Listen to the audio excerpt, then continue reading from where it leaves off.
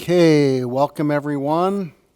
Let's start with the Pledge of Allegiance. Please rise.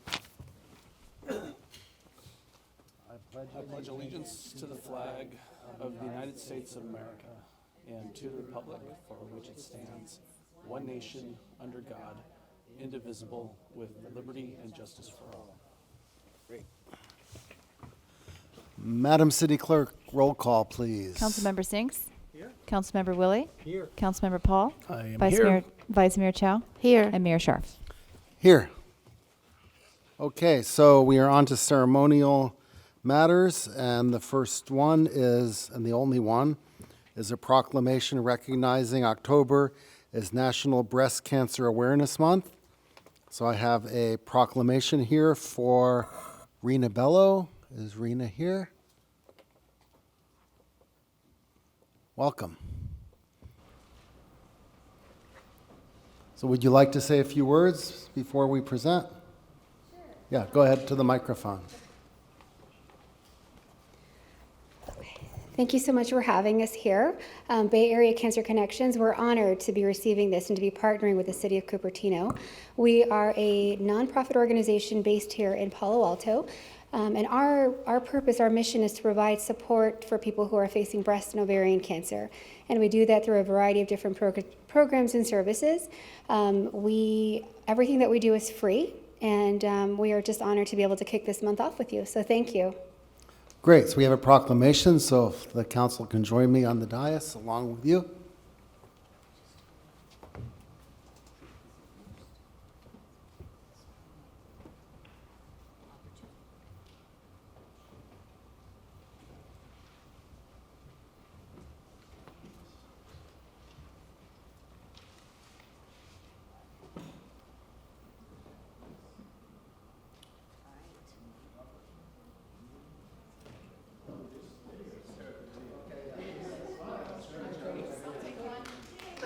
I gotcha. Thank you.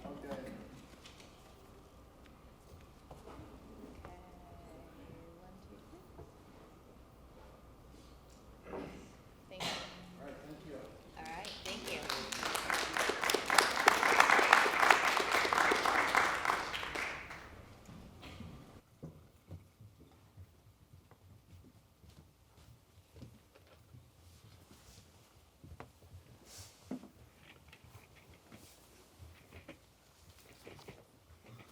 Okay, prior to this open meeting, we had a closed session.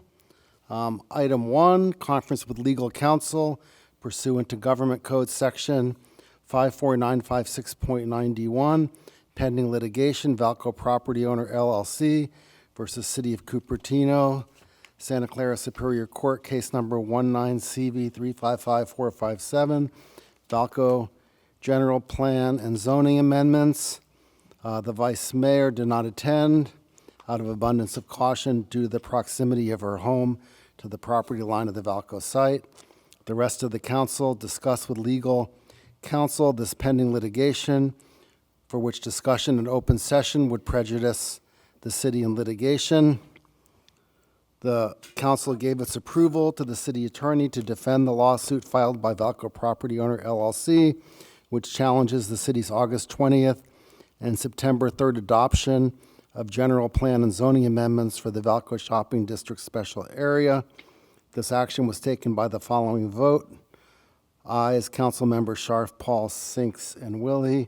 There were no noes, no abstentions, with Councilmember Chow recused. Second item, conference with legal counsel, anticipated litigation, significant exposure to litigation pursuant to Government Code Section 54956.9D2, one potential case, public storage. The council discussed with legal counsel a threat of litigation received from the attorneys for the applicant of the recently approved public storage project regarding the imposition of fees. No reportable action was taken.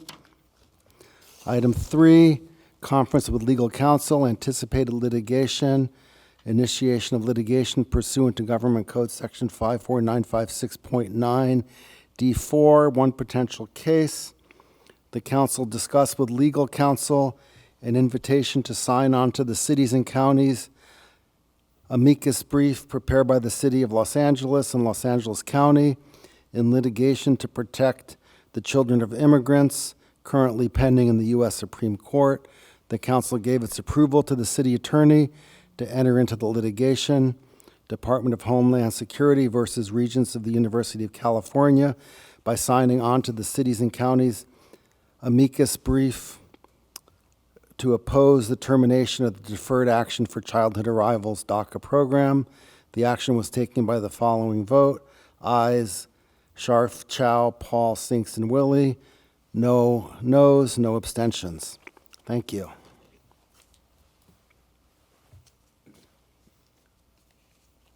Okay, we are on to oral communications. Everyone gets 3 minutes. What? Oh, no, that's fine. Oh. Okay. I have Tim McRae, followed by Jennifer Griffin, followed by Dolly Sandoval. Welcome, Tim.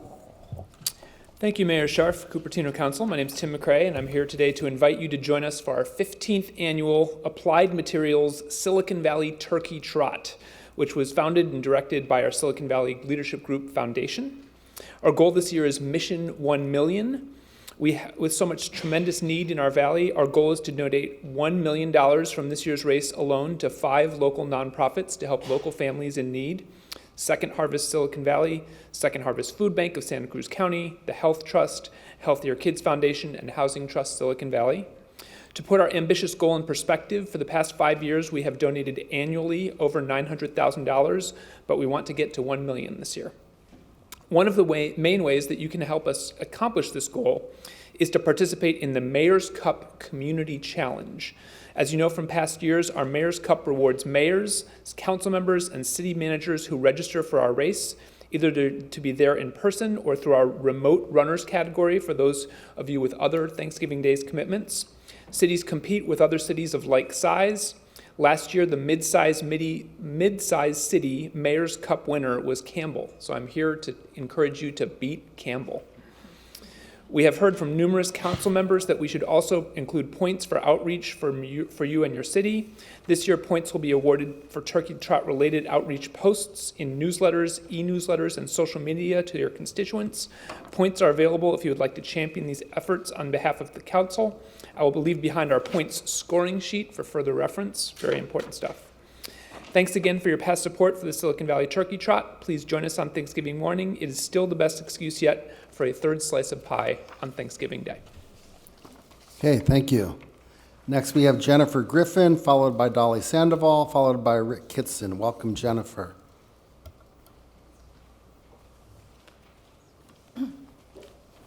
Good evening, City Council. I hope you all are real brave and go into the turkey trot. Oh, you guys are braver than me. Anyway, I just wanted to bring you all up to date to some of the issues that are going on in Portland, our lovely state of Oregon, north of us. They're having adventures similar to what we're going through down here with the housing and the ADU. I had mentioned before that the governor of Oregon signed HB 2001, which is very, very similar to SB 330, SB 50, SB 35. It is amazing when you drill down into the writing of HB 001 how explicit it is, and there have been a lot of rumblings of what this implies for the whole state. I don't think it's going to go down quietly. One of the issues is that Portland is one of the largest cities in Oregon. It's probably disproportionately the largest. It is not the capital. Salem is the capital. Portland has 600,000 people and probably has a great deal of influence over the state since a lot of Oregon is rural. I have been to many different parts of Oregon. I have relatives in 3 to 4 different cities. One of the things that happened is that with the HB 2001 signature on August 8th by the Oregon governor, is that you can have duplexes, triplexes, and fourplexes pretty much on any R1 residence in the entire state with certain interesting exclusions for cities under 20,000 and over, and they have 2 years to comply. Well, that's kind of strange. But in the interim, July 2019, the state legislature in Oregon had voted to have HB 2001 passed, and then the governor got at it. But in July also, someone in Portland, either elected or not elected, a staff member or someone on their council, decided to suppress 92 neighborhoods in Portland. We're talking about neighborhoods that are over 100 years old. Neighborhood associations were not to be recognized at the city level, and nobody told the neighborhoods. One of the things is, I did some calculations, and if you have 3,000 people in each of the 92 to 100 neighborhoods, you can have up to 300,000 people. That is 1/2 of the Portland population that would be suppressed and not recognized. I find it very odd that this happened in July of 2019 at the time that HB 2001. It is intent to suppress the local public. A lot of people in Portland don't even know what's going on, including family members. Thank you. Thank you. Dolly Sandoval, followed by Rick Kitson, followed by Rhoda Fry. Welcome, former Mayor Sandoval. Thank you and good evening. I want to congratulate you and thank you for taking your vote a couple weeks ago after numerous hours of testimony here in this council room on the Regnart Creek Trail. I appreciate you standing up for the residents who wanted the trail. I also appreciate you having to take some hard hits, but as good public servants, you listened fairly, you evaluated the issue, and you made a vote, and we are going to progress ahead. So I appreciate that. So I just wanted to say thanks. Great. It's But- always great to hear. Wait, I'm sorry. something Well, good. yes, it is great to hear. You should thank them people. But, thank you. Okay. But as good stewards of the city of Cupertino, I'm also here to ask you again to take up the issue of Planning Commission Chair Ray Wong's comments. So let me just read from you the text that he put on Nextdoor. Yada, yada, yada. Next time you get harassed by a YIMBY, track down their employer and send their HR, legal, and CEO a letter outlining their YIMBY stance and all their tweets, their digital and social comments to show their lack of civility. It goes a long way to getting them reprimanded and in some cases gives them a dose of reality. So I am taking a playbook out, or a play out of Ray's playbook. I'm coming to you to say, hey, maybe you should reprimand him for his negativity and give him a dose of reality. In my view, that dose of reality would be to publicly talk about his actions and how they reflect so negatively and poorly on the city of Cupertino. And in fact, I would like to give you a couple examples, since that's what he suggests. On another Nextdoor post, he uses language like intimidates residents in an attempt to limit their free speech. Take money from, and he's talking about certain developers, taking money from questionable funding sources in China and the Middle East. Go and defend our Cupertino way of life. Keep the suburbs from an onslaught of anarchists and YIMBY neoliberal fascists. Now, fascism has a huge history across this country and across the world. I'm not seeing any residents in our city that are actual fascists that are coming to the Planning Commission meetings. But I'm not at every Planning Commission meeting, nor am I watching everyone. But I really do think under your code of ethics, well, hopefully when you adopt this code of ethics, that you'll be compelled to address this commissioner or staff member who treats the public unfairly and rudely. Also, I would suggest that he not use rwong@cupertino.org as an email to get back to him, because it says in capital letters, I am speaking for myself. So if he's speaking for himself, maybe he should use his personal email. Thank you. Okay, we have Rick Kitson, followed by Rhoda Fry, followed by Jean Bedord. Welcome, Rick Kitson. Mr. Mayor, council members, staff, thank you for having me here tonight. Gosh, I've known Dolly for many years, been in Cupertino for many years. My experience of the Cupertino way of life was epitomized by this morning, where I realized that it was going to be perhaps colder than 70 degrees, and I needed to find my sweater, which I hadn't worn for 6 to 9 months. It's like that in Cupertino. It's really nice. It's really nice here. And to celebrate how nice it is, we have a big event coming up in a week from Saturday, the Diwali Festival. It's an Indian festival. I'm sure everyone's aware of it. Celebrates the triumph of good over evil. It's an amazing fall festival. There's no end of fun things to do. It is like so many things that are Cupertino. It's family friendly, it's fun. The weather's going to be good. There's an opening ceremony at 12:30. We hope you'll all be there. But in addition to that, there's more than 90 different vendors and booths, and there's over 50 performances, all free, like the admission, free. Thank you to our partner, the City of Cupertino. The parking, all free. Thank you to our partner, Anza College. We hope you'll join us December 12th, Saturday.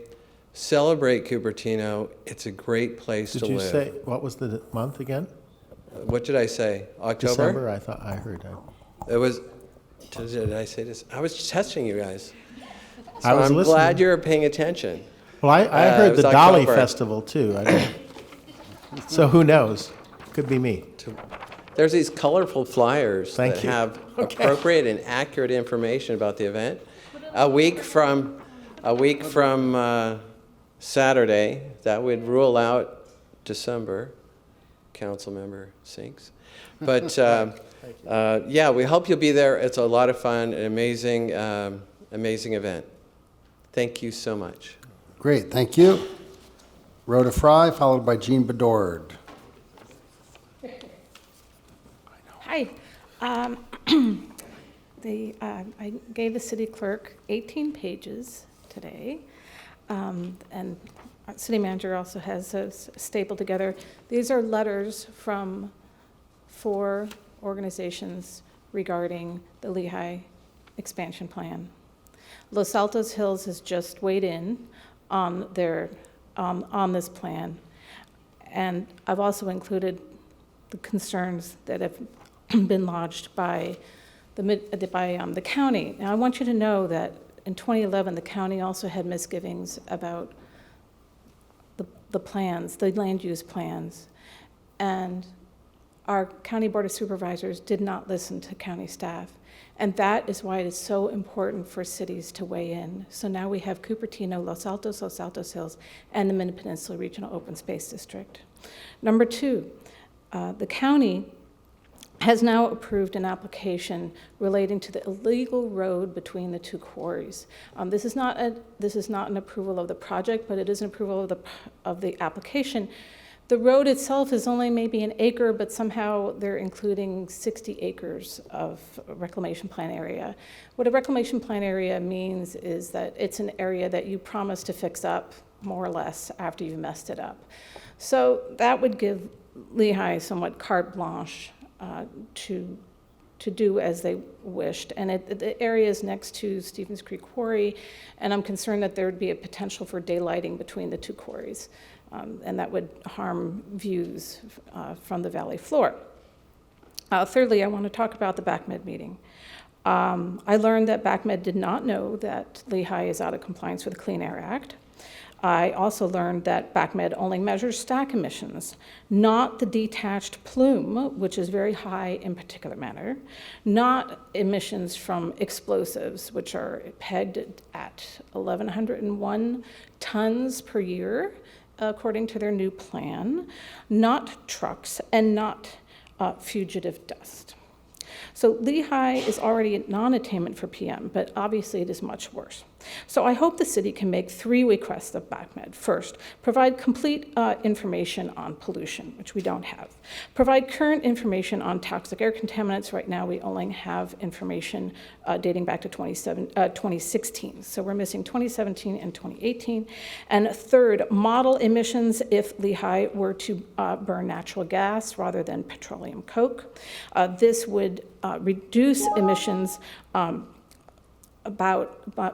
fuel combustion by about 50%. We are incinerating our planet. We need to be informed. Right now, they are permitted to burn 20 tons an hour of petroleum coke. So please make this request of BACMed. Thank you very much. Thank you. Rhoda, so you emailed that to us? I would be Could you happy to email the email that request? to you. I can't remember everything. I jotted it down on my piece of paper while I was sitting here, so yes, I'd be happy to email that to you. Thank you. And thank you for following up, much appreciated, and for protecting our planet. Okay, here comes some, are these more cards on oral? Okay, next is Jean Bedord, followed by Kitty Moore. Welcome, Jean. Okay, how do I get this? Very good. Okay. Good evening, Mayor Scharf and council members. My name is Jean Bedord, and I live in Cupertino. 2 weeks ago, there was a performance evaluation for the city attorney. Tonight, I'm providing a performance evaluation that is even more important. It's the resident evaluation of council performance, which has been less than stellar. On the positive side, you have hired a competent city manager who's made progress in stabilizing senior positions. You managed to reach a unanimous decision on an important civic improvement, the Regnart Creek Trail. You also appear to collectively recognize the housing crisis damaging our city and region. Yet, despite that, this council has taken no action to favor housing production. The sole project approved by this city council is the Cupertino Hotel, a good project, but not housing. In fact, this council repealed the community-driven plan for Valco, which would have provided housing for the developmentally disabled, senior housing, and moderate-income BMR housing that could have benefited teachers and public employees. Instead of pushing for more housing and less office, the council downzoned Valco, deleting over 1,700 potential units from the site, and finds itself mired in 2 lawsuits over housing development at Valco. The city's image has also taken a number of serious blows. In the over 25 years I have lived here, I have never seen such negative publicity. Cupertino used to be recognized for civic leadership. Not anymore. Council is not winning friends and influencing other entities. Instead, we've become the poster child for poor governance. For example, Ray Wong and the Planning Commission. The sheer number of closed sessions, 24 so far this year, reflect that poor governance. Closed sessions are legal costs, in addition to the 2 a.m. council meetings that shut out residents. When council won't make a decision and ask for yet more reports, that's another cost. And then there are the legal bills themselves, which now exceed over $1 million, without providing any benefits to residents. Why is council spending so freely when this money could be spent on the library or trails or civic improvements, not lawyers and closed sessions? With the Sand Hill property provoked by this council's actions, these costs are going to increase. It's 2 months until the mayor rotation in December. Mayor Scharf, is this your legacy? Who's going to rise to the occasion next?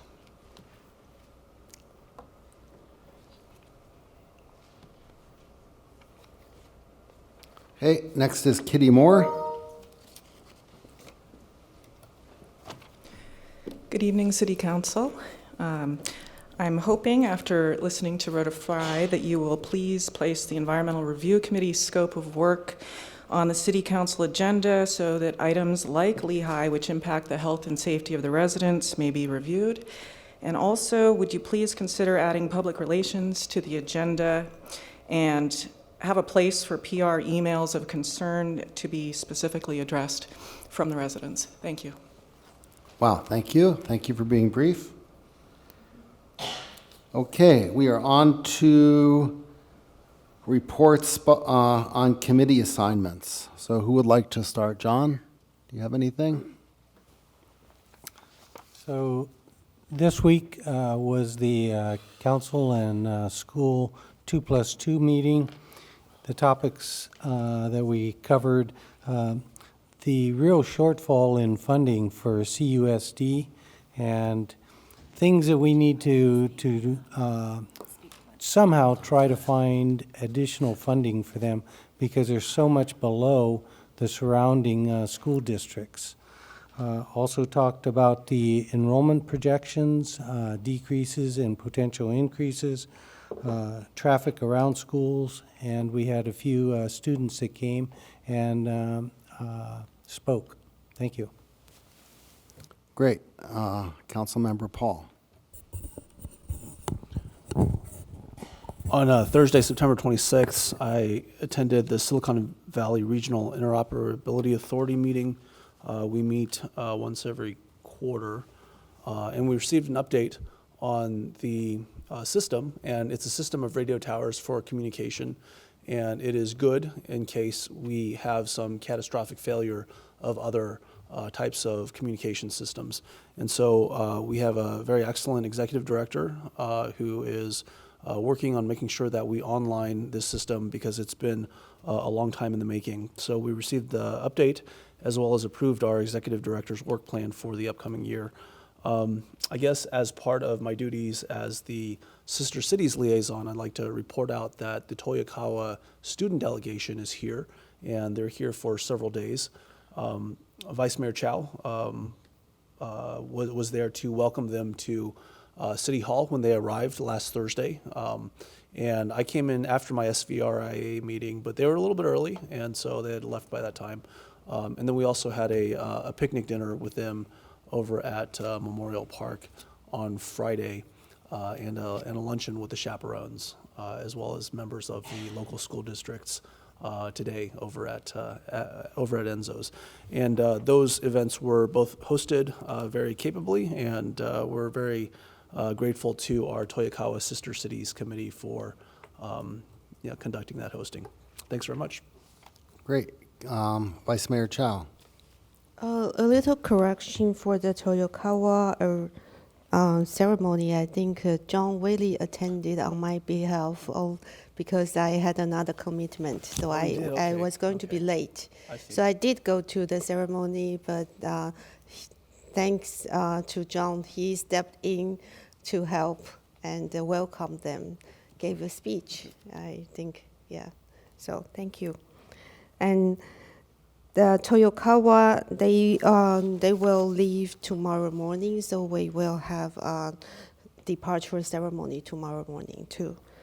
And last week, I attended the West Valley Mayor's meeting on behalf of the mayor who is enjoying himself in Italy. And Kevin McClellan, he talked about the challenges restaurants face, and especially new restaurant owners face in the Silicon Valley. And then the Silicon Valley Business Center, is it SVBC Business Center? Yeah, Silicon Valley Business Center, which is the federally funded program that will provide help to any small business restaurant. They would even provide funding to help you renovate the restaurant, and they help you get loans to help you revitalize your business. So I hope that more business in Cupertino can learn about the program, and he is really passionate about helping small business owners to become successful, either existing or new ones.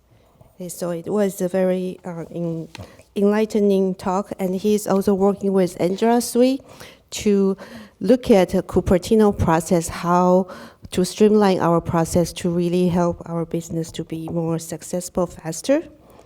And I think, do I have another? Yeah. Okay. And it, Councilmember Sinks. Thank you. So I'll report on the VTA State Route 85 Policy Advisory Board meeting held Monday last week in the morning in this chamber. So it seems like VTA is clicking along toward the PAB finally making a recommendation early next year to the Board of Directors about what to do on Highway 85.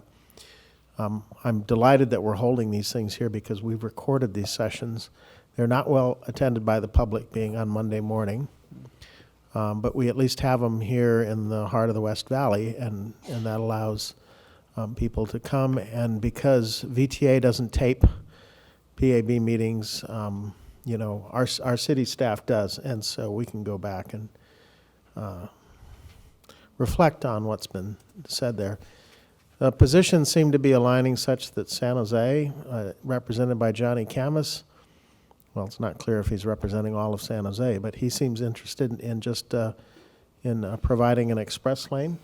So that would, I think, end up being 2 express lanes. They would convert the existing diamond lane. South of here, the rest of us, many of us, seem to have an interest in a transit-only lane that north of here might be a reversible direction lane. Presented by VTA staff were concepts flushed out by the city of Mountain View for stations at El Camino Real in 85 and also at Evelyn that would allow connection to the Caltrain station there.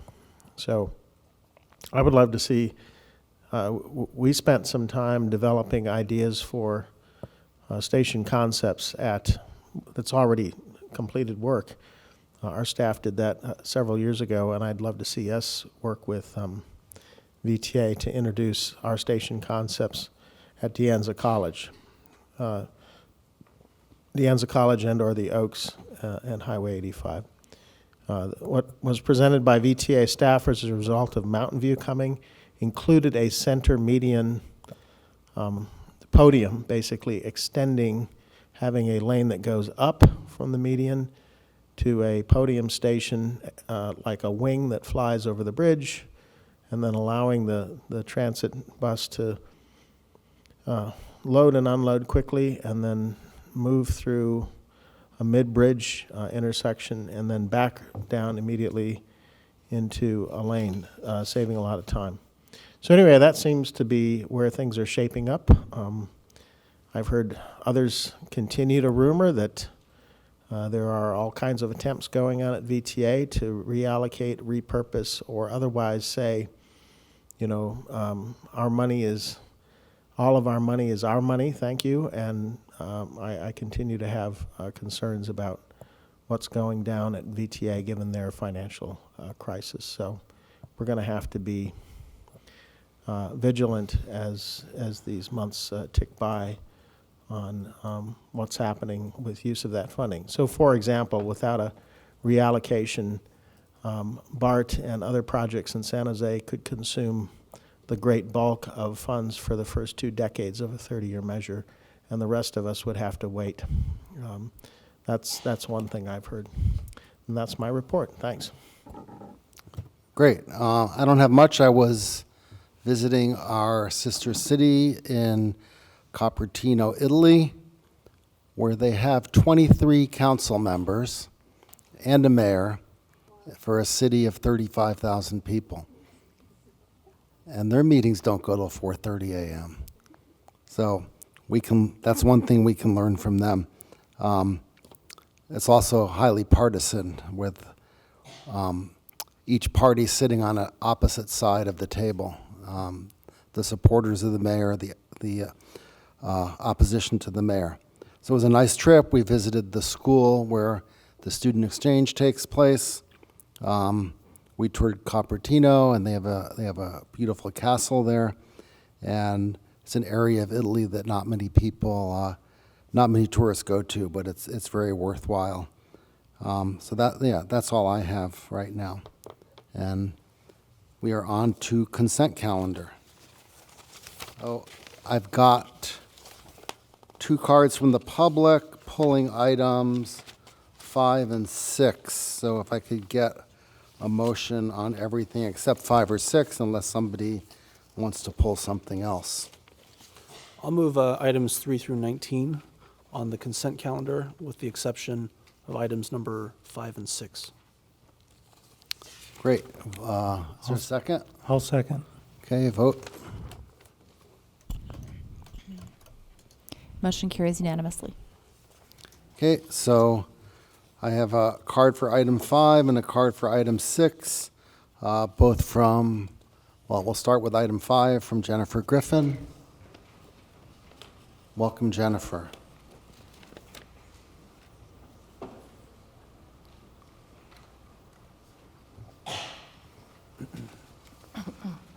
Hello, City Council. Hi, I'm Jennifer Griffin, and I was just interested, with the history of SB 743, it looked like the governor, Jerry Brown, had signed this back in 2013, but it's supposedly being implemented now, so I was kind of curious about that. One of the issues is that in light of the recent bills in the last 2 to 3 years, I'm talking about our lovely friends 35 and 50, which is on hold, and 330, and now 2001 from Oregon, which is very similar. It's like the same people wrote it. I'm beginning to really, really wonder about things that are talking about transit-oriented infill that was from 8 years ago. Who started talking about this? I mean, why are we getting the same stuff now, but only in bulk, and we have no control over it? We don't know what's going to be introduced next year. We're not really sure who's in charge in Sacramento. We had the same words: streamlining, transit infill, CEQA. It's like, I think SB 50 is attempting to limit or break CEQA. I don't want it broken. I don't really care anymore about what anyone else thinks. We in Cupertino have to ask questions. We have to find out, what is all this that's being pranced down from Oregon and Seattle and Berkeley and San Francisco and Sacramento?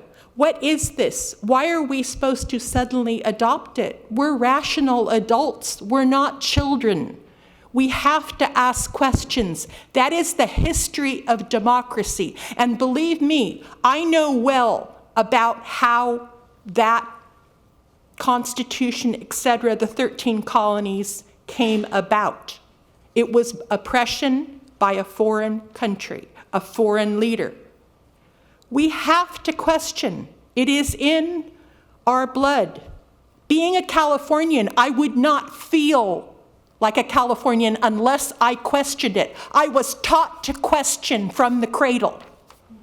So it is important that people in California and Oregon and Washington State question what is being fed to them on baby spoons. I'm sure that this is a very good document, but in light of what's happened in the last 2 years, I question it. I understand LOS very well. I don't understand VTM. Why are we changing? Thank you. Thank you. It's VMT, vehicles, miles traveled, and as I understand it, we are required to change. It's not up to us to decide, unfortunately, because level of service is a much better metric for determining traffic congestion. But as I understand, we're not forbidden from considering level of service when we approve a development. It's just, this is just for under CEQA. Is that correct? That's correct. Nice summary, Mayor. Okay. So unfortunately, this SB 743 requires us to look at VMT. Is there a staff report on this? Yeah, we could have a staff report. I think this is an important issue, so it's better what's VMT, what's LOS, what are we exactly changing? when was this SB 743 passed? Why are we, is there a deadline? Sure. Okay. Good evening, council members. We don't actually have a staff report on this item, but I can let you know that the item, excuse me? There's no presentation. There's no presentation. There is a staff report. There's no presentation. However, this item, as noted, is required by SB 743, which changes under CEQA transportation analysis from level of service to vehicle miles traveled. Over the summer of 2019, we did a requisition for qualifications and interviewed 2 firms, and Fair & Peers was the more qualified of the 2 firms. And so we're asking for a funding allocation so that we can bring them on board for a 10-month-long project where they will, it would be an extensive process that would include multiple council study sessions. It would include a robust community outreach, as this is a substantial transition. And it does allow the city to continue to use level of service outside of CEQA.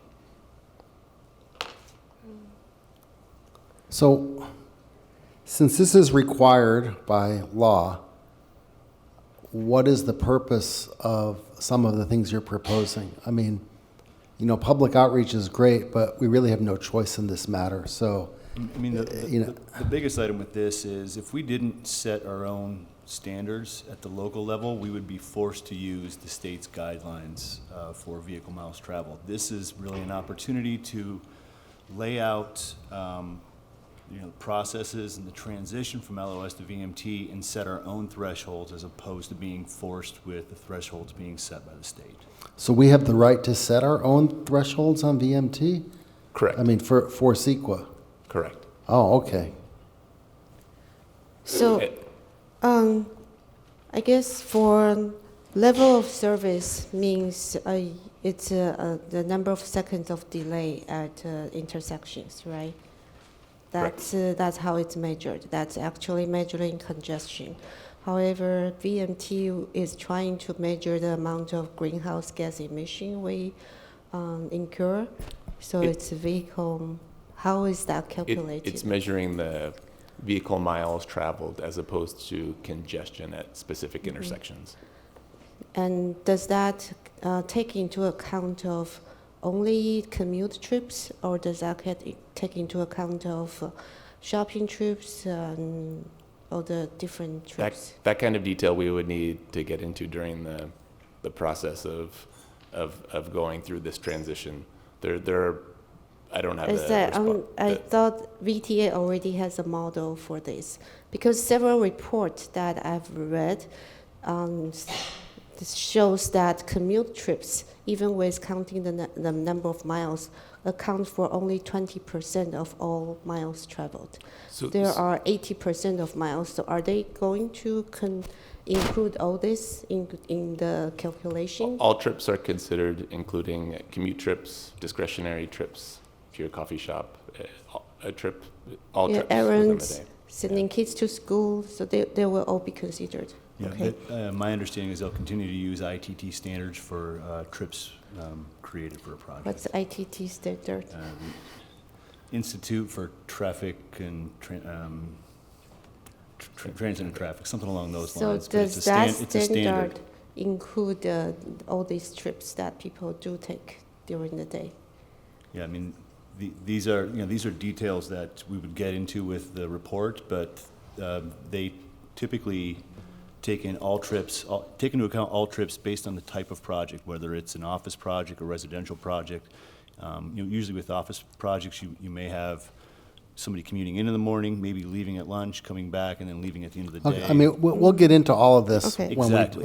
This is only for the funding. It's not to discuss the specifics of it. But we do have a scope of work for the contractor, so I want to make sure that the scope of work would include not only commute trips, but all the trips will be accounted for. Yeah, the report will follow industry standards with respect to creating this. Fair & Peers has created other reports for other cities. They're well qualified to do this, So, and we'll follow industry standards on I this. see that there will be a white paper, so the white paper would be talking about all this. Correct. And another thing is the transit. I think I hope that they would model transit accurately in our area where transit is not really available. So that would be something they will model also.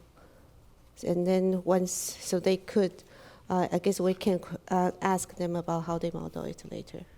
Absolutely. Okay. So this doesn't include anything about greenhouse gases, though, does it? Well, the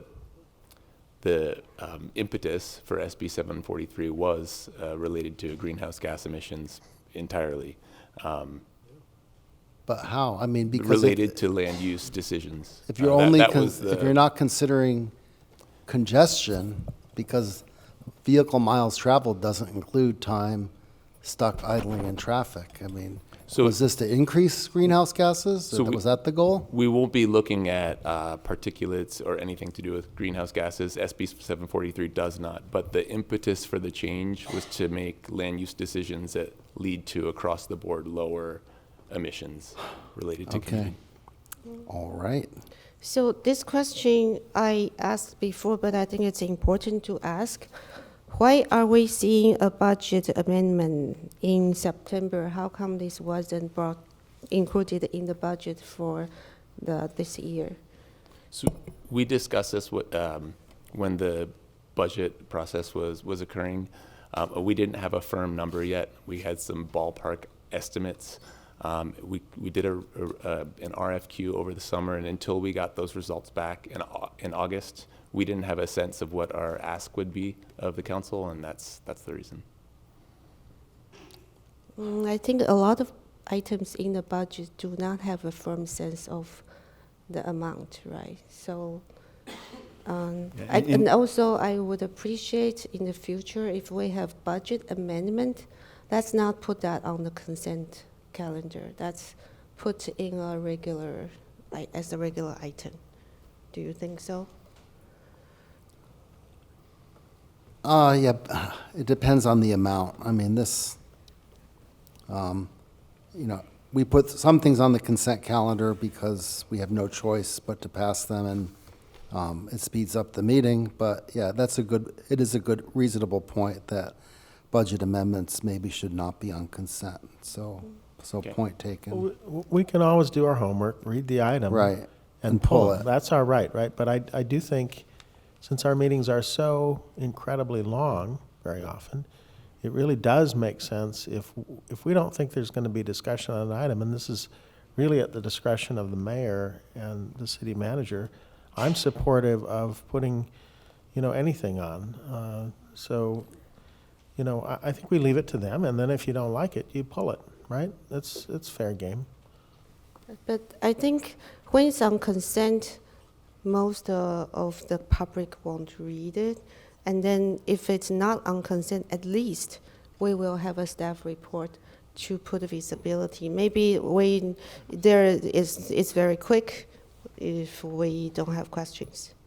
And I, point taken, and I know there is a tendency from some cities to just put everything on consent as possible, hoping no one will notice. And that's not transparent to do that. So, for budget changes in such a large amount, I think not putting it on consent is a reasonable request, even if it does lengthen the meeting a little bit. And it would always get pulled off anyway, so what's the difference? And this one is longer. It's not because we pulled it. It's because it's a complex issue, and then there are a lot to understand. But then if it's a simple issue, then we do have a budget amendment. Let's vote on it. It will be quick, right? Okay, speaking of which, can we vote on this? I would move item 5.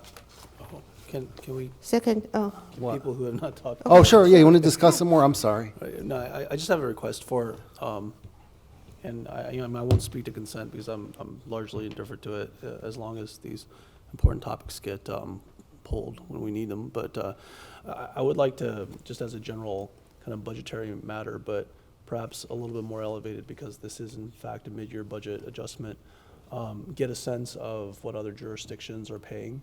And I think that something like this is very ripe for that type of comparison study because it's being driven by a mandate from the state that affects every single jurisdiction across California.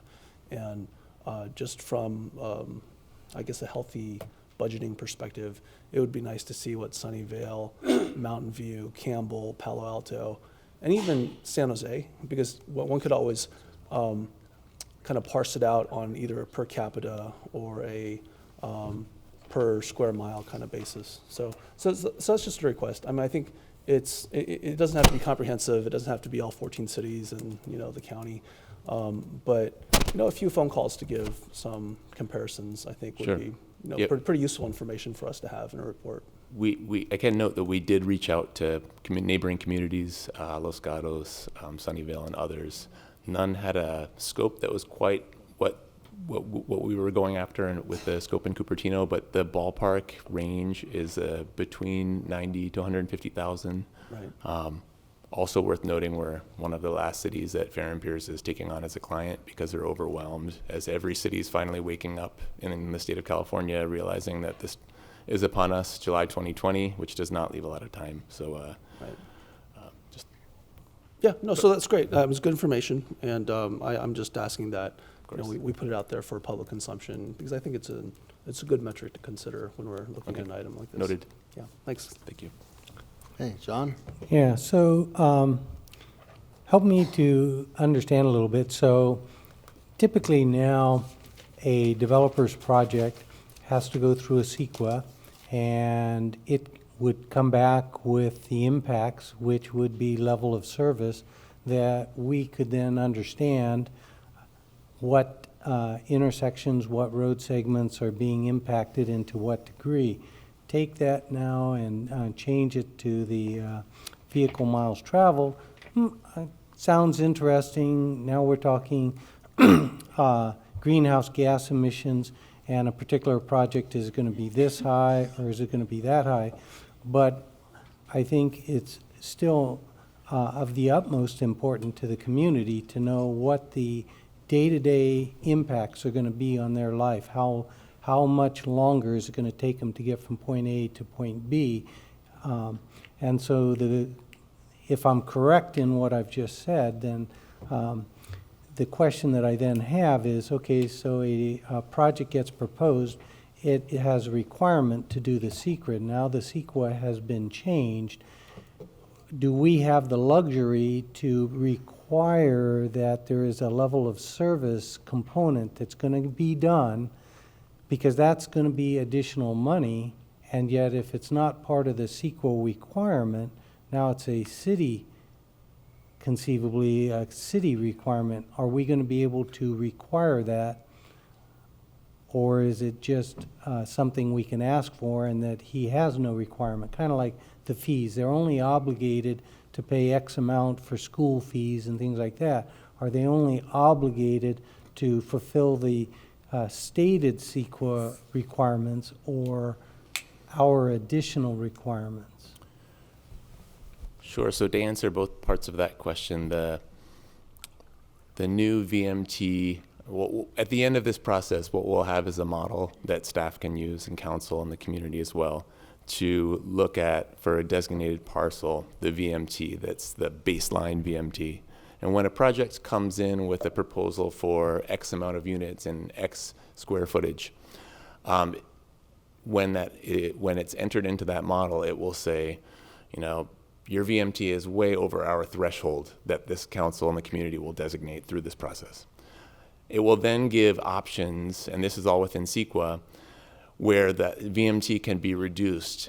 And those options are also things this council will have to determine along with the community, and they're called mitigation measures. So it could be things like funding the new community shuttle for a year, or building a bike lane, or doing X, Y, or Z other things to reduce the VMT. To answer the second part of your question, we can and still have the ability to use level of service as a tool to manage congestion in Cupertino, but it's outside now of CEQA. But the city still does have the ability and right to exercise that right and require and use level of service. However, because of this change, that's a significant change, we'll have to establish new thresholds for LOS also. So that's why this is a lengthy and complicated. And we would have to pay for the LOS study, right? Because that's not required under CEQA. That's part of this, Part of this. this scope of work. Okay. Oh, we need to change LOS standard too? Yes. Threshold. Yes. Oh, Yeah, we've been okay. using the VTA standards. Oh, okay. and we'll need to come So up with that one. basically, this is mandated by the state, but with no funding, it's unfunded mandate. Is there any grant, county grant we can apply for? Not that I know of. Okay, and I'm a little confused when you say that cities are all just wakening up about this, because as far as I know, SB 347, this requirement to switch to VMT for CEQA was passed back in 2014 or earlier. So why are cities just waking up? My understanding is there's been a lot of, I mean, when this was first initiated back in, I think it was 2013, a lot of people didn't quite understand what the transfer or transition to VMT was going to entail, and a lot of entities have been doing a lot of research since then, VTA being one of them, trying to establish what does this transition look like and how is it going to be implemented by cities. Fairly recently, VTA has kind of come up with a model that they've shared with the rest of the county, and people are beginning to utilize VTA's groundwork to begin their own studies at this point in time.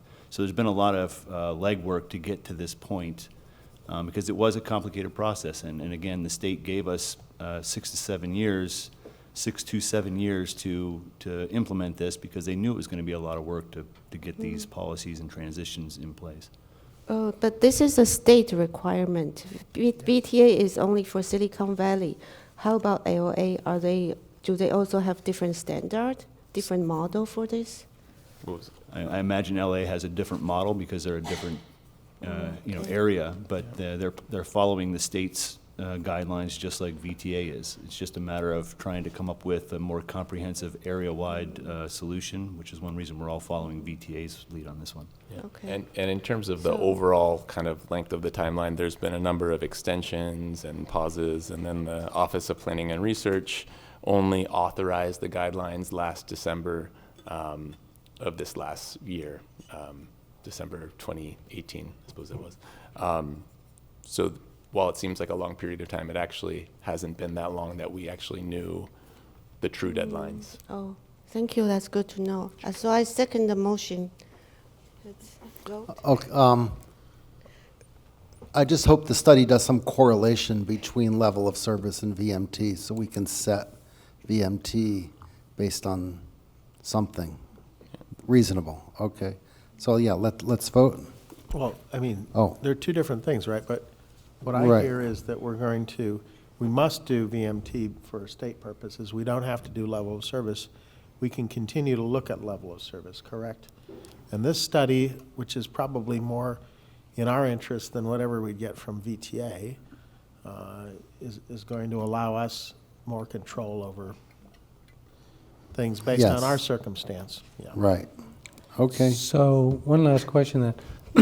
Who Sorry. will bear the Sorry. cost for the level of service analysis when a project is proposed? Will it be the developer that's proposing the project, or will it be us, meaning the city? It would be the developer proposing the project. We Okay. are setting standards here. LOS would be one of those, and developers are required to comply So with they our pay for standards. the CEQA that we Great. do.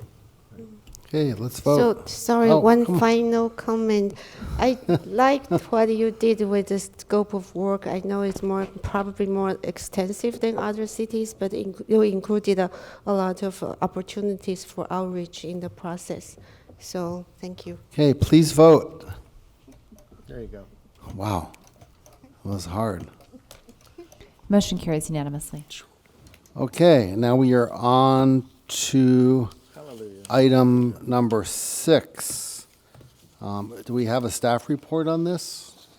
This is to amend the fiscal year 2019 to 2020 work program to add a new financial sustainability item about Blackberry Farm Golf Course. Yes, good evening, Mr. Mayor and Council. Jeff Melkus, Director of Parks and Recreation. You do have a staff report. On July 16th, you approved the Parks and Recreation Commission's work plan with an item to study the options related to the financial health at the Blackberry Farm Golf Course. About 5 years worth of data shows us that the subsidy to the golf course is around $1,485,000, or approximately $300,000 per year. This initiative tonight places the study on the city work plan, extending the deadline for another item so that we can manage staff capacity to do the work. The intention tonight is that we will then hire a consultant per your request to complete the study with the earlier commission item, and we'll look at different options, a range of options, things from turning the golf course to a natural area, leaving the golf course as is with more minor improvements, looking at the Blue Pheasant golf course, perhaps changing the course to an executive course. There are, again, a range of options, and we will ask the consultant to come here to speak with you prior to doing that work so that we'll all be on the same sheet. The study will look at capital cost and, of course, then the impact on operating revenues and income. The cost for the consultant is estimated to be about $35,000, and this initiative does request a budget amendment in that amount. The consultants that we've spoken with are the same consultants that we worked with prior to back in 2014 when we looked at the Stevens Creek master plan, and their work was very, very accurate. They predicted numbers of golf rounds, and so we'll be able to come to you with a very high level of confidence with their recommendations. Okay, before we bring it to council, I've got several cards. Jennifer Griffin, followed by Kitty Moore, followed by Rhoda. Jennifer. Good evening, City Council. Hi, I'm Jennifer Griffin. I'm sorry these things on the consent calendar have caused so much discussion, but the last one was quite interesting, and please keep LOS. It's all I understand. This one, I just wanted to make sure that the golf course didn't just quietly disappear. I'm not a golfer, but I have a lot of people in my family that golf. My father-in-law golfed every day that he could before he passed, and he was a senior. And my mother lives near many, many golf courses in Rio Del Mar. I don't know if you guys realize how many golf courses are all over Aptos. We see golf carts and golfers. A lot of the golfers are over 65. I think that it's very, very important to remember that a lot of retired folks, a lot of seniors, golf. It is a good form of exercise. Some golf courses allow carts. You also can have handicapped people that can get out and get in the fresh air. They see live animals. In Aptos, they have mountain lions on the golf course. They have deer. They have coyotes. They're ducks. And we see that every day. I cross two golf cart, when I go to her house, I cross two golf cart crossings. We have to be very careful. So in this city, I think that we need to remember that we have a lot of active seniors, and there aren't a lot of recreation opportunities for them. They are going away. I think San Jose got rid of a golf course that was down, I think, by 7 trees, if I'm not mistaken. So I just think it's very, very important that we remember that. Also, as everyone should be aware, I think it's still true that in the tech arena, a lot of deals are brokered on golf courses. I have many, many brother-in-laws, step-brother-in-laws, and a lot of them actively take their golfing equipment when they go across the country, and a lot of them are tech people. A lot of them are salespeople. I do not think, before we eliminate golf courses, we need to take a look at the effect on the of executives that go golfing with clients. It happens. I know I have a friend who lives in Florida. There's a lot of deals that are brokered on golf courses across this country. Also, I don't know if you all are aware that Steph Curry has recently relocated to Atherton. He has also said that he wants to bring youth into golfing. And I think that this is a good time that we make sure that we keep our golf course available. Also, Blackberry Farm is on a 100-year floodplain. We cannot put housing on it. Before we let the golf course go away, we need to have a good spirited discussion about why it's there and why people may wish it to be retained. I like to look at the greenery. Thank you. Kitty Moore, followed by Rhoda. Welcome, Kitty. Good evening again. With regards to the golf course and having this item on consent calendar, I think because so many people value it in that area, that I don't think there was enough outreach about the item before this evening. You also have Sunday field use mentioned. I'd like you to please review which playing fields are in park deficient areas and do not negatively impact the residents who live in those areas. Or alternatively, you can consider purchasing a property on the east side of Cupertino to build a recreation center at. With regards to field use, you need to please revisit field use fees. They've remained the same for over a decade, which defies logic. And the surrounding cities use a 50% residency metric in order to permit for the fields.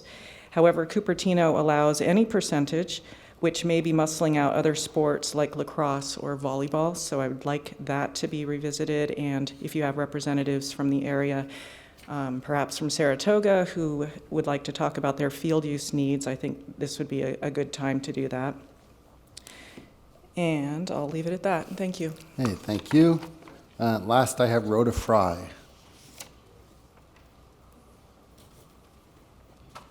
Hello. I apologize, I didn't have sufficient time to prepare. However, I do have some ideas I'd like to share with you. We've already gone through the finances of the golf course. Why are we continuing to throw money on dubious studies? There was one that was replete with wedding venues and gourmet restaurants. I concur with the comments of the previous two speakers. It isn't a flood zone. There's not much use for that land. Golf courses are going away, which gives us in Cupertino an opportunity to have a larger piece of a smaller pie. Parks lose money. Open space loses money. Why are you concerned about income from the golf course? Did you know that the pool picnic business at Blackberry Farm was also removed from the enterprise fund? I suggest that we find out how much money it is costing the city as well. It appears to me that the tail is wagging the dog because I've heard that special interest groups have been eyeing the golf course property for other uses. I also want to address two of several casualties of the decade or so ago renovation project. We lost our on-site water. Former council member Santoro tried to get it back, but was unsuccessful. Perhaps we need to look at that again. This loss meant the loss of the ponds that the California Fish and Wildlife considered as an important naturalized bird habitat. The cacophony of blackbirds is gone. And with the stunning worldwide loss of birds, it behooves us to fix those ponds. Also, since we're using potable water now for the golf course, which is a shameful loss, we are paying for that water. So a significant part of the cost of the golf course, I'm certain, is coming from water. So let's carve that out and take a good look at that. I just think at this point that throwing another $35,000 and delaying other projects, recreational project research within the city is not a good idea at this point. Thank you very much. Okay. Thank you, Rhoda. Bring it back to council for discussion. I'm willing to go first. I personally have a real problem with the delay of the delay of the athletic fields in parks use.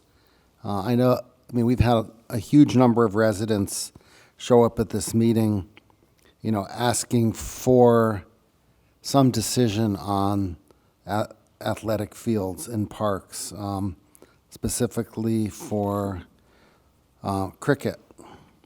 So I guess I don't understand if we're hiring a consultant to fund the study of Blackberry Farm, why is this delaying the athletic use of the fields? When looking at the city work plan, we have many items that are already down the road and most of the way completed, such as the city master plan or the department master plan.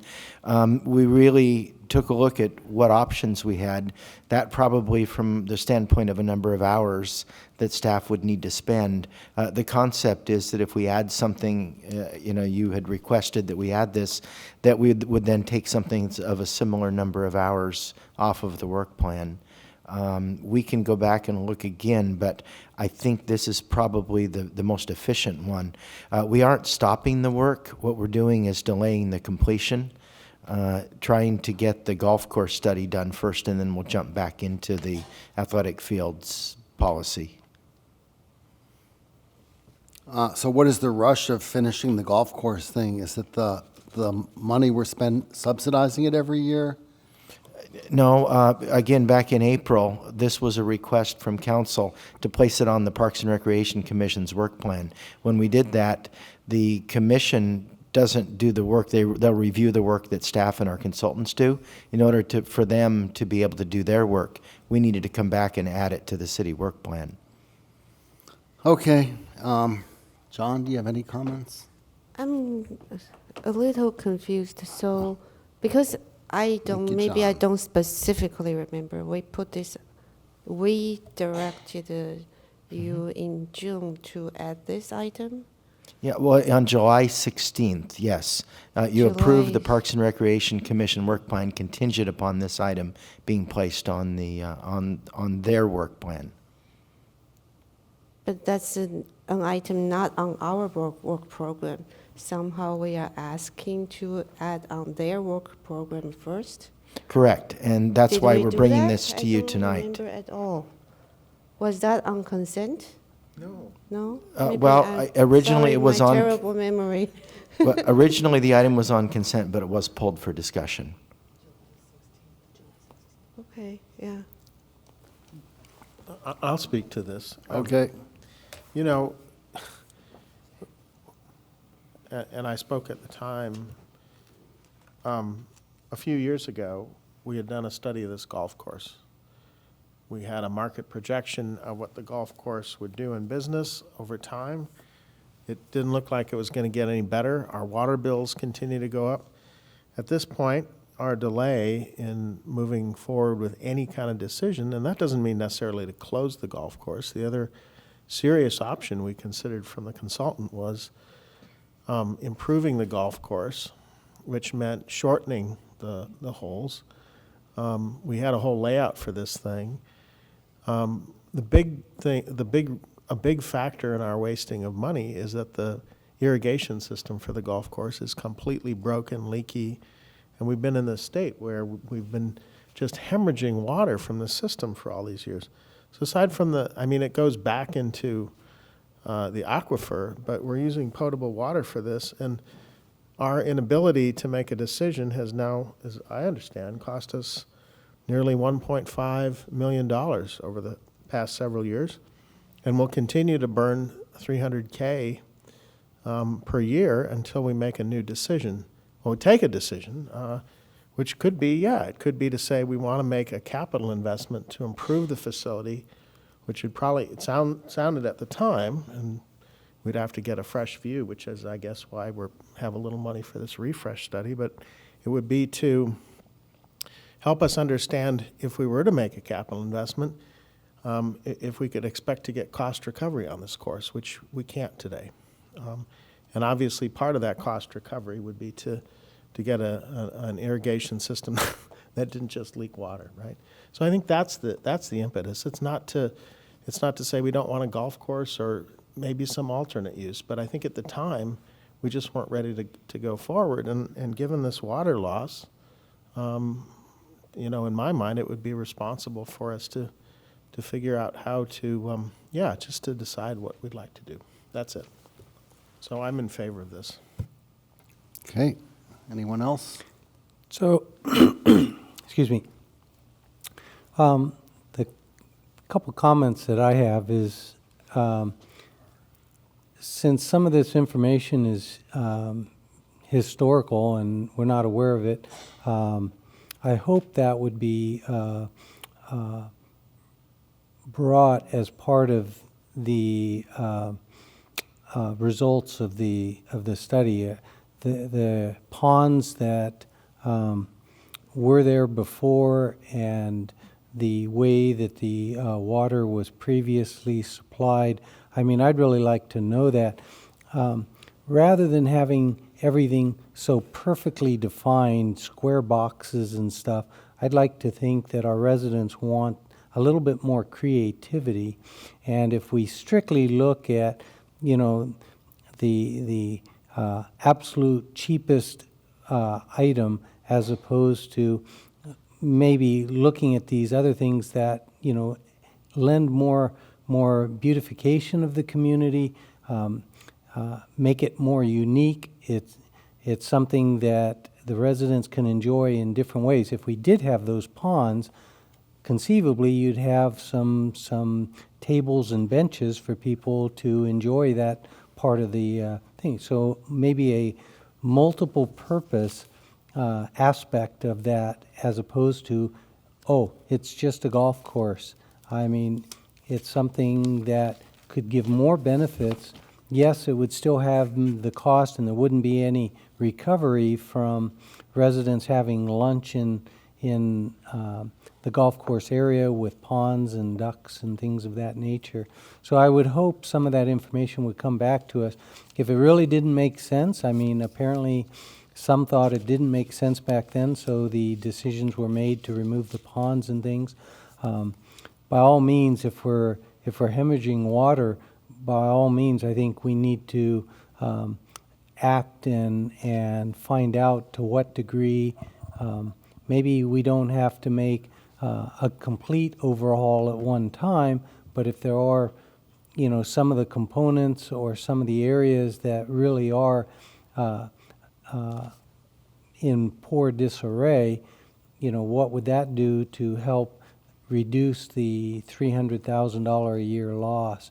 So it kind of sounds like more than $35,000, but if a lot of that just is historical information that could be brought and not necessarily take a study to tell us why the ponds were removed and how we could use some of the area in more than just a golfing sense. And so I do think we should continue to move forward. A little bit disappointed that something like the field use would be chosen to be pushed out, because I think that is another very important aspect for the residents. If there is something else that maybe was scaled back slightly as opposed to saying it's pushed out, and we still see improvements in other things, maybe a park renovation and things like that. So those are my comments. Councilmember Paul. I'm looking at attachment A, and it's the work plan. It's the page on the community livability section of the work plan that has the proposed changes. And I'll just go kind of backwards on the table. On the first row at the very right-hand side, it's a very long table, but it the three columns from the right, there's an estimated total staff hours, and the original estimation was 2,000 hours, and the revised estimation, after prolonging the schedule and adding more to it, is halved to 1,000 hours.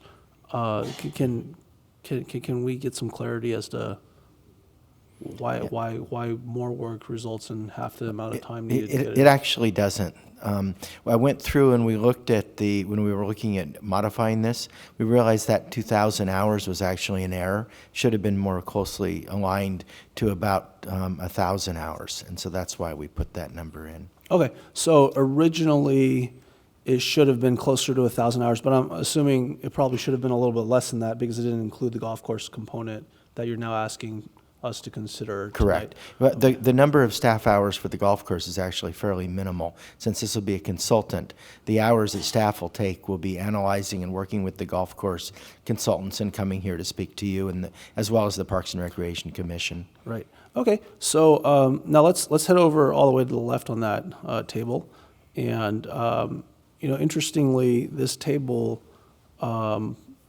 contains two rows on this page. The first row underneath the headers is the use of athletic fields and parks. And essentially, your request tonight is to add Blackberry Farm Golf Course to that evaluation and basically push back the timetable by about a year for completion. And I'll note that the original timeline is to create a committee comprised of recreation and community services staff, commission members, and council members. And that was supposed to be done by last month now, which is September 2019. My question is, with regard to kind of looking at this table, if there's already a row that's underneath this on the same page that says review and present options for changes to Blackberry Farm Golf Course, and we have a timetable contemplated there as well, where there would be a step one, complete the contract with a consultant to be completed by fall of 2019. And step two, to present options in spring of 2020. Now, I understand that that's not a priority setting item, and so that's not functionally something that we've directed staff and indicated that that's our priority as a council. But I wonder why a priority setting item is now being pushed back timeline-wise in favor of something that we explicitly did not set as a timing-based priority. And so I'm wondering whether it would make more sense to maintain the timetable, because I also value consideration of our fields, because our constituency, the general public in Cupertino, I think would want to have closure faster, because they do use those fields, and we do have a timetable for it. We have a plan set forward. I'm just wondering whether it would be possible for us to look at this item that's already there on the draft work plan. We didn't set it as a priority setting item, but would it be possible to go forward with our original timetable for the field use, and then make a commitment that, because as people rightly point out, there are structural issues with our golf course that even if we keep it as a golf course, it would be a really good idea to go forward with how to make it, consideration of how to make it more efficient. So could we, do you feel comfortable as the Parks and Recreation Director going forward with the idea of preserving our original priority to try to resolve the athletic field use first, and then perhaps as we go up towards the next budget cycle, or more specifically in February when we're setting our priorities, when we have a good comfort level with the athletic use, the athletic field use rather, that we would then say, okay, go ahead and move this forward. And of course, the timetable for Blackberry Farm golf course improvements would then get pushed back, because of course you're not working on it in fall of 2019 right now. And then by that time we would be talking about it in spring of 2020, which is your second time point. Because the project objective for that sounds like it's pretty much spot on with regard to the very legitimate concerns. I know on one side you've got people that like the golf course, But on the other side, it's true. I mean, if there are inefficiencies there, let's absolutely consider what they might be and how we can improve them. Well, the objective on the second column here is, quote, contract with a consultant to review options for changes, including information on capital investment required and effect on net operating income at the golf course, end quote. And without being qualitative as to the nature of the potential changes, are they merely improvements on an existing model of the golf course, or are they something altogether different? I mean, I think that based upon the way that we've prioritized in our exercise earlier this year, I mean, to me, it would make more sense to execute on that first and then revisit the Blackberry Farm Golf Course improvements with the understanding. And I think as a director of the department, I mean, there are probably things that you can be doing within your own budget without having to expend the $35,000 in consultant fees to tee up the idea of improving the golf course, if that's what we need to be doing. Yeah. Again, our reason for coming tonight was as a result of the July 16th meeting from council requesting that we add it to the work plan. We can do it both ways. It just means that the delay in working with the golf course means a little more money that we'd be losing over time. The athletic fields item is definitely important, and the community member that spoke about the fees was absolutely right. It's been a long time. The athletic field policy is very old. It needs to be updated quite a bit. There are questions about whether we should allow play on Sundays. There's questions about the priority for cricket. There are questions, well, part of the athletic field policy project indeed is the off-leash area at Jollyman Park that we took action on and in fact is now underway. So we don't want to go completely away from that item, but again, it's at the will of council. We're happy to do either way. My recommendation, would be to go forward with the golf course because of the money loss. But again, we're happy to move in whichever direction you'd like us to. Okay, so that does provide some clarity here, because as a department head, you're looking at it as a bit of a resource limitation. It seems like you have the same person listed on staff as performing both items, and to a certain degree, what you're saying is that it's an either-or kind of prioritization, and with the exception of certain athletic field use items that are going forward right now, so to speak, and have their own momentum, the rest of the project would then be kind of diverted in terms of our staff resources. So what about the question of whether we can divert some staff resources to move forward with the athletic field use policy? And because you do have two people listed, I think on.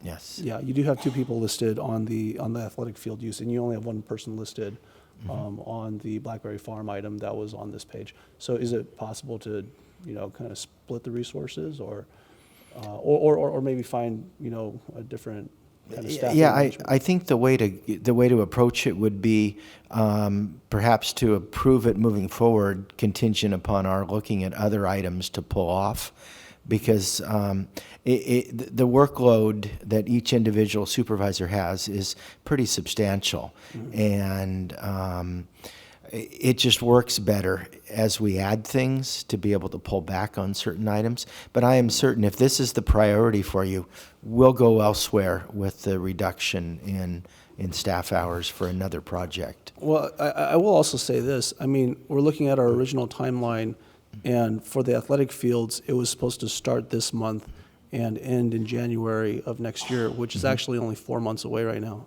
So it's 4 months away right now.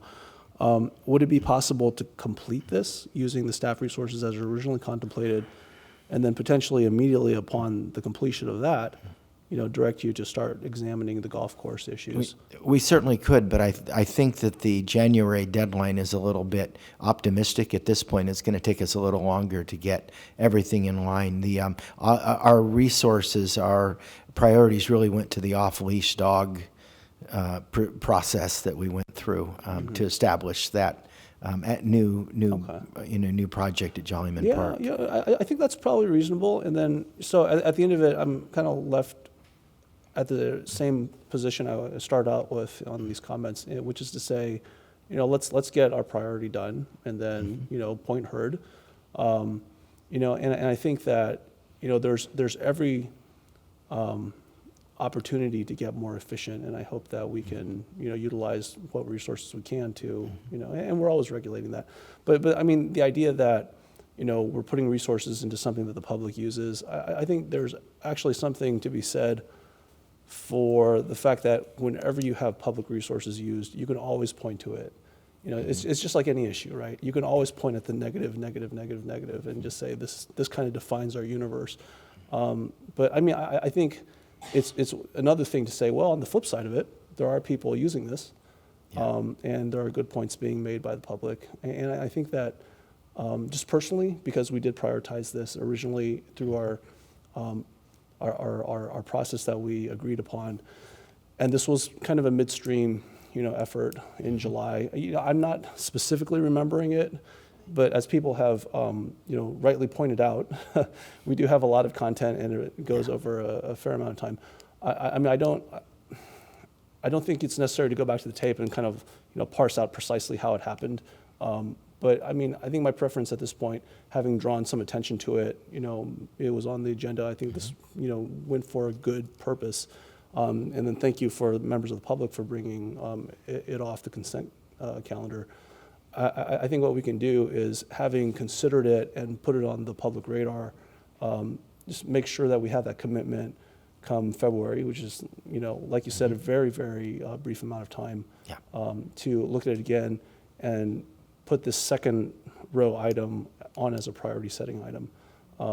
And I think that fortunately we're coming into the rainy season. Yesterday morning, we woke up to wet driveways and whatnot. So, my hope is that we can work together to kind of get this process of the field use, kick-started. And if we can't get it done by January, perhaps we can get it done by February or March. And the extra $35,000 that we're asking for, which, the understanding is we're not pushing a particular option.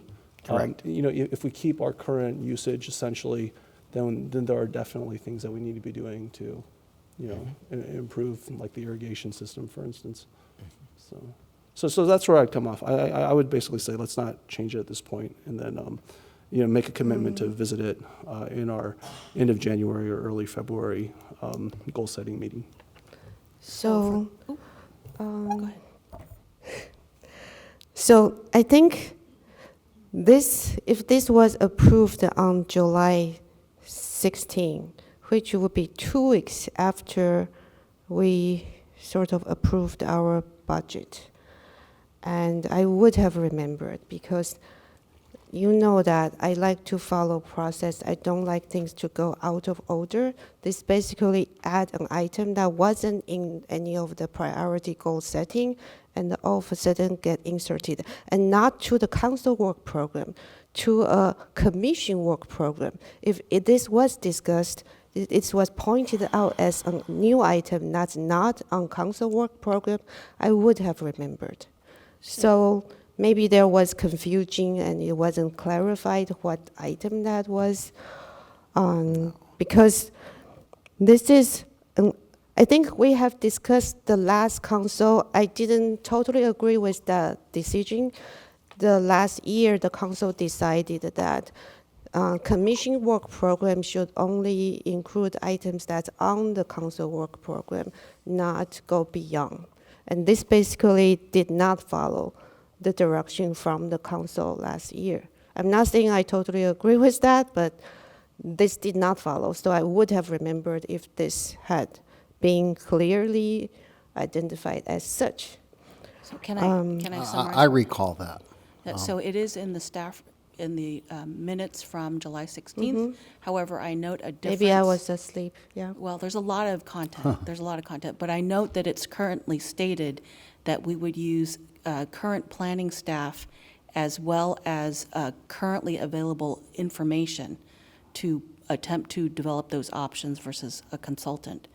So what I'm suggesting possibly as an alternative and trying to summarize where Councilmember Paul was coming from was perhaps we reprioritize the field use effort, as he was saying, and fall back and relook at the golf course analysis and bring it back later with perhaps another alternative on the work program that perhaps is not as critical to the public. That's fine. I mean, I'm less concerned about the 35,000 than I am about delaying the athletic field. Yes, and so the other alternative we could propose is council approves it contingent upon us reprioritizing the field work, the field work, and we would find something else to trade out for it. That's the other Let me alternative. first clarify the numbers. So the original estimate for the field use was 2,000 hours, and now the new estimate is 1,000 plus 300, so that's 1,300. It's less than the original estimate. So how come we are delaying projects with less number of hours? So I'm confused. I think it was stated earlier that the 2,000 hours originally quoted at the time was in error. So they backed the whole estimate back to 1,000, and then I can't address the 300. Okay, and then I think I think doing an economical analysis of the golf course options is good, but then I don't like yet another item added later, getting more priority than other items that were originally in the work program. If we keep doing that, that's, yeah. And another thing is, okay, what's our current subsidy for the sports center? For the sports center, I'd have to come back to you with the actual number, but I'm not sure it's too heavy. I think it's about the same as the golf course, but let me come back and tell you with accurate information. Right, I think So we we want do the subsidize, we want right? the subsidy per And- user for each of these things. We know we're not supposed to make. We're not trying to make a profit. We're just trying to not excessively subsidize something. So yeah, I think we are subsidizing sports center too, and these are city services. So, and we have been subsidizing golf course, and that has been considered since 2014 or earlier, even earlier when I wasn't involved. So I don't see there is this urgency we have to get it done this year because we are we are subsidizing every year. We have been doing that, right? And so, yeah, support Darcy. Let's follow the process. I think this item should be added to the agenda, but that's not make that this item impact the schedule on other items that's already on the council priority list. Here's the language from the sentence in our minutes relating to this, and the item was item number 16. It was the Parks and Rec Commission fiscal year work program, and it's the last clause of this sentence. It has to do with the motion. It reads, quote, "Sinks moved and Scharf seconded to approve the Parks and Recreation Commission fiscal year 1920 work program with amendments to include looking at extending the community gardens and other parks across the city." And then this is where the clause begins, "and with input from planning staff using current data to look at options for Blackberry Farm Golf Course."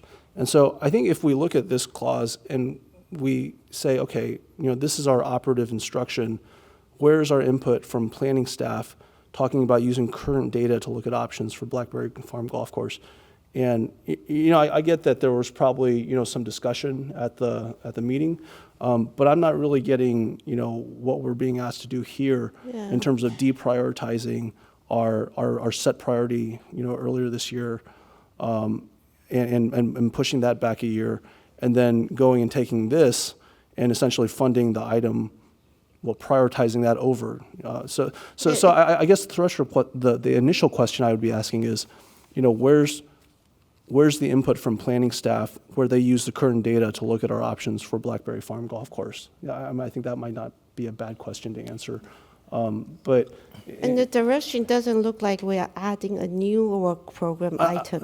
not as memorialized. So I mean, I think it's fine for our staff to go forward and carry out their tasks as they interpret it. But I mean, I think what I'm suggesting is probably reasonable in terms of what we wrote down previously, and it does keep the concern in mind, and hopefully we can visit it very soon in 3 or 4 months. So the reason we need a consultant is there was already financial fiscal analysis done previously, but that's pretty long ago, like 4 years ago. 5 years ago. 5 years ago. And the reason we need the same consultant to do the work again is... Well, they're not actually redoing it from the start. They'll use the data and the information they already had, and then they'll add to it and be able to come back to you with a high level of confidence that their projections for what each of the capital costs will do to the operating revenues and net operating income, so that you're able to make an informed decision. So this wasn't done last time? It was done last time, but now it's out of date. Out of date. Yeah, it's out of the information's out of date. So this is just to update the data. Are we considering the same options, or shouldn't we be discussing the options to consider first? Absolutely. Before we do this. Yes, we've Maybe asked. this should come back after we discuss the options to consider. Then.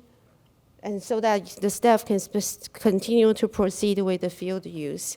Then come back, let's talk about the options for the golf course, and then we talk about do we need a consultant? Yes, our plan was to bring the consultant to you to be able to speak with you about what options are viable and which ones aren't, and to hear your input about, to ask the right question to get the right answer, so that they won't study things that wouldn't be of interest to you. Do we need a consultant to talk about options? Well, we can bring you options, but I suspect that the folks from the consultant from the National Golf Federation are experts. They know exactly what you do to a golf course that would eventually create net revenue or a net loss. Our internal staff and we really don't have that expertise. You mean the consultant is from the Golf Federation? Yeah, well, shouldn't this number be provided to us freely because they want to promote golfing? So shouldn't this number be readily available to people? I would wish that it was, but unfortunately it isn't. It's the two consultants that work together. It's the business that they're in, and it's the cost to have them provide the service. What we got the last time was a market study based on, if you leave the course in its current state, here's what's going to happen. You're going to continue to hemorrhage money, basically, right? Mm-hmm. That was the message. Turned out to be true. Absolutely. Maybe 4 years ago or 5 years. And then we had, because the course is not in great shape, and because it takes a long time and there are inadequacies with it compared to modern courses. I mean, we're in a market competing with other courses, right, for those people who are willing to spend greens fees. So it's a course that's well past its prime. It could be made more efficient, obviously, and stop leaking water. Mm-hmm. If it was shortened and a modern irrigation system was put in. So the point is, right, do we want to do that work, or do we want to consider other options? And so the study, right, would be to, as I understand it, mm-hmm. would be to freshen the data, which would mean that we would see, given current market conditions, given the current state of golf, given where this course sits in among all the courses, if we could make a go of this without substantial subsidy. I think when we looked at this before, you talk about a general fund subsidy per golfer, it was astonishing for this, right? Which is why I continue to be concerned that we go year by year, month by month, hemorrhaging, 300 grand a year. It's money that we could be well spending on other purposes. So that's why I have an interest in moving this forward. For anything the city wants to do, 300 grand a year is good money. So that's where I'm coming from on this.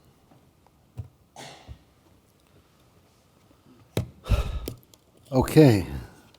I'm not sure we have, after all that discussion, I mean, Darcy, you're the best with motions. So I don't have a motion to bring, though. I mean, I think that. Okay. Yeah, I mean, we would just give staff guidance to bring this back during our next planning session at the end of January or early February. I mean, I don't really. So not approve amendments tonight. Because I'm not. Support a motion to support it if staff can figure out how to keep your highest priority highest and juggle other things. We're not getting an indication from staff that they can do that, though. I mean, and successfully keep the priority where it is. So We have other things in the work program in Parks and Rec that we can look at to trade off instead of the field study. Right, yeah, why don't you bring that back then? Because there's such interest by the community in the athletic field issue that putting it off till 2021, that's almost 2 year, So can I make a suggestion? Sure. How about an approval of the golf course work and consulting fee contingent upon another work program item being chained off instead of the field work? Well, I would just rather you just bring something back at another meeting rather than. Okay. Because who knows what that other item's going to be. It could be even more important to us than the athletic fields. Okay. With the golf course. Right. Yep.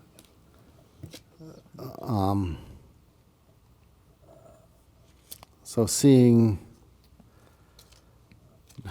no motion to approve the amendments, can we just bring this back at a future, at the next meeting or whenever you can come back with this? For me, I think I would like to know the history, what economic options were considered, and so are these all available on the website?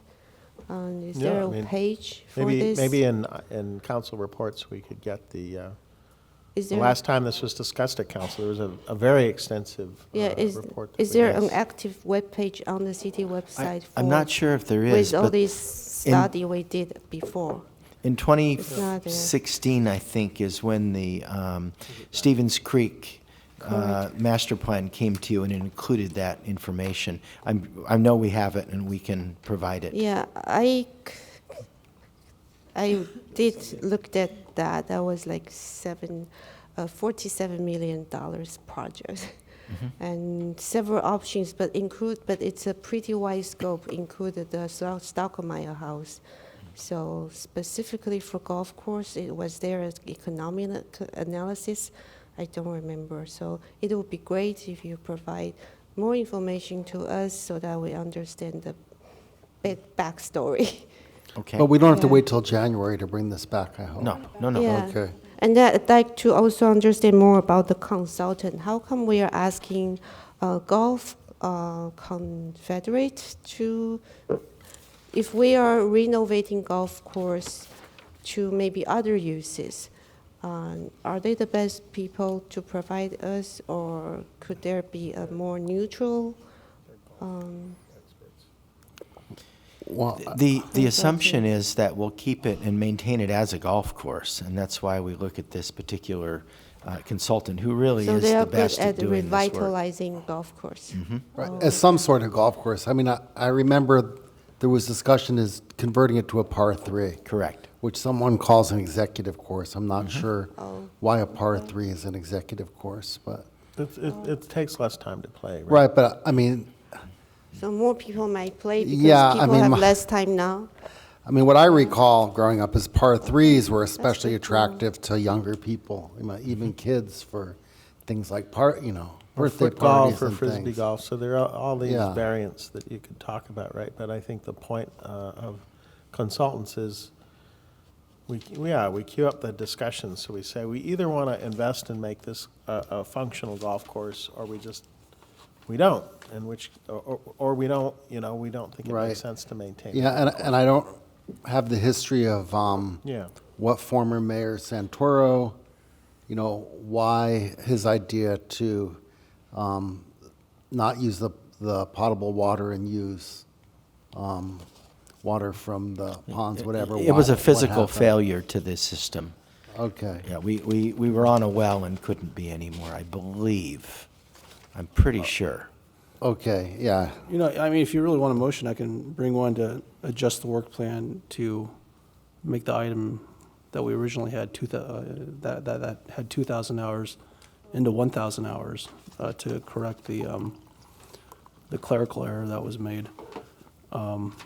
That's actually a pretty significant expenditure of staff resources. That's half a full-time equivalent. So, if you like, I can bring that motion. Sure, yeah. Okay. I mean, so I don't see why You mean not. keep the original timeline?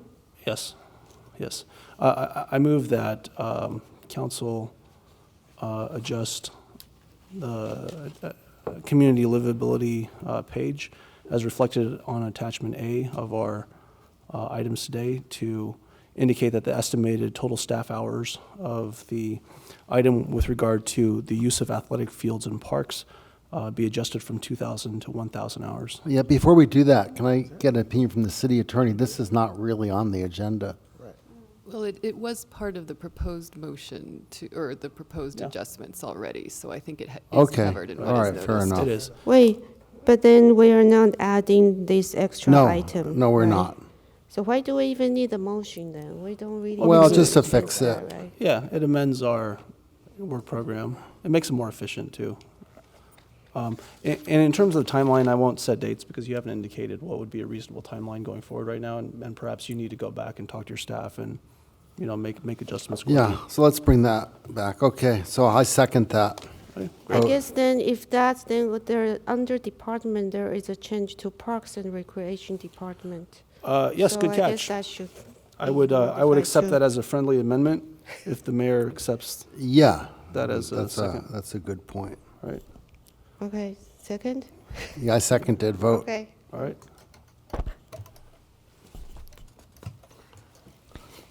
And the motion carries with six abstentions. Okay, so we are done with consent. Let's see what time it is now. It's 8:38. Why don't we take we've been going for about 2 hours. Let's take a short break before we come back for ordinances and action items. And if the students want to get their stuff signed, they can come up quickly now and get that done. Thank you.